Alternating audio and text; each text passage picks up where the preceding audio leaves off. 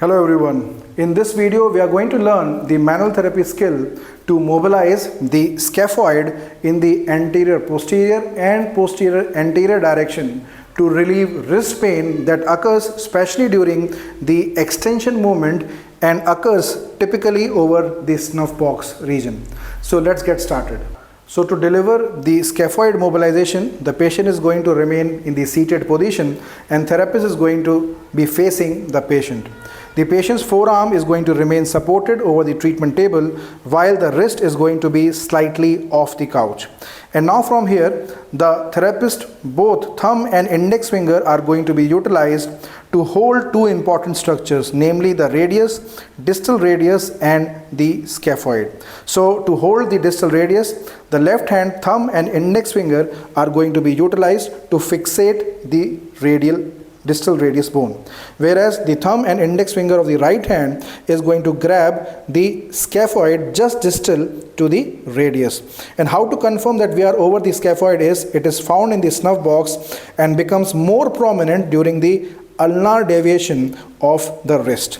So just grab this particular bone right here distal to the radius and now deliver a anterior to posterior glide to the scaphoid. So I am pushing the index finger towards the thumb. So the left hand is delivering a dorsal or a anterior to posterior glide to the scaphoid. Now while maintaining this glide, the patient is going to perform the offending movement, which is the wrist extension. And if this is pain-free, then the patient can also use overpressure with the other hand and relax. This glide can be maintained for 6 to 10 repetitions and 3 to 5 such sets can be performed. Now what if that dorsal glide is not working?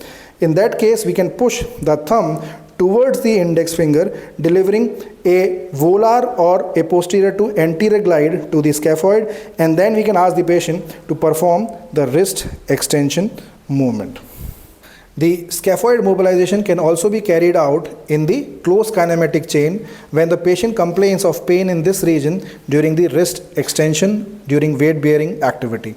So again, the hold is going to remain the same. One hand is going to fixate the distal radius and the other hand is going to be over the scaphoid. Now I can either deliver the dorsal glide to the scaphoid and then ask the patient to bear weight and come forward. And if this doesn't work, I can give a ventral glide to the scaphoid and then ask the patient to come forward. Now please do note that if mobilizing the scaphoid doesn't significantly improve the patient's condition, so the next bone that we should work upon is the trapezium. So the same concept can be utilized. We can just fix the distal radius and then we can mobilize the trapezium from anterior to posterior or posterior to anterior direction and then ask the patient to perform the offending movements. So this was all about the scaphoid PA and AP mobilization technique to treat wrist dysfunction for extension and during weight bearing activities. See you all in our next video. Till then, keep learning, keep sharing and stay connected.